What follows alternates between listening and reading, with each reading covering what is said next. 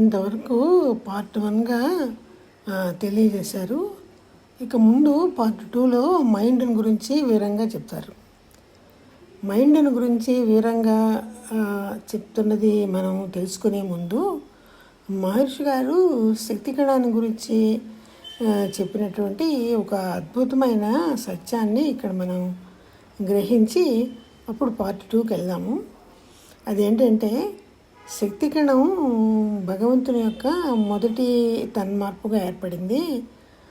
భగవత్ శక్తి దాన్ని 4 వైపుల నుంచి ఒత్తుతోంది కాబట్టి దానికి ఒక భ్రమణం అన్నది అంటే ఆత్మ ప్రదక్షిణ ఏర్పడింది. ఈ ఆత్మ ప్రదక్షిణ అన్నది ఒక చలనం అన్నమాట. ఆ చలనమే ఒక శక్తి. అందువలనే శక్తి కణానికి శక్తి అన్న పేరు వచ్చింది.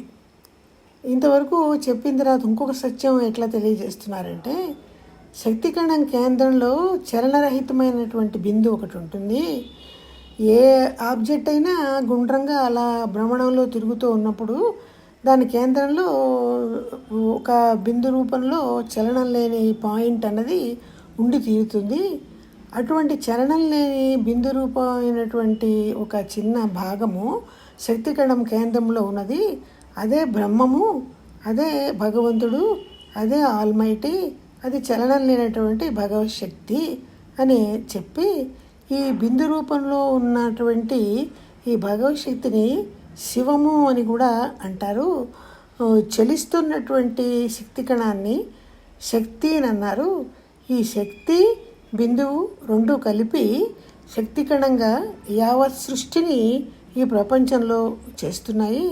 శక్తి కణం యొక్క అద్భుతమైనటువంటి ఈ స్వభావాన్ని, శివశక్తి స్వరూపంగా ఉన్నటువంటి ఈ స్వభావాన్ని అర్ధనారీశ్వర తత్వంగా మన వేదాలు ఉపనిషత్తులు తెలియజేస్తున్నాయి. ఈ అర్ధనారీశ్వర తత్వంలో ఉన్నటువంటి ఈ గొప్ప అద్భుతమైన శక్తి కణమే యావత్ సృష్టిని ప్రపంచంలో విశ్వంలో అంతా చేస్తున్నది అనే ఒక సత్యాన్ని మనం ఇక్కడ అవగాహన చేసుకున్న తర్వాత నెమ్మదిగా పార్ట్ 2 అయినటువంటి మైండ్ వివరణలోకి వెళ్దాం. సుఖినో భవంతు.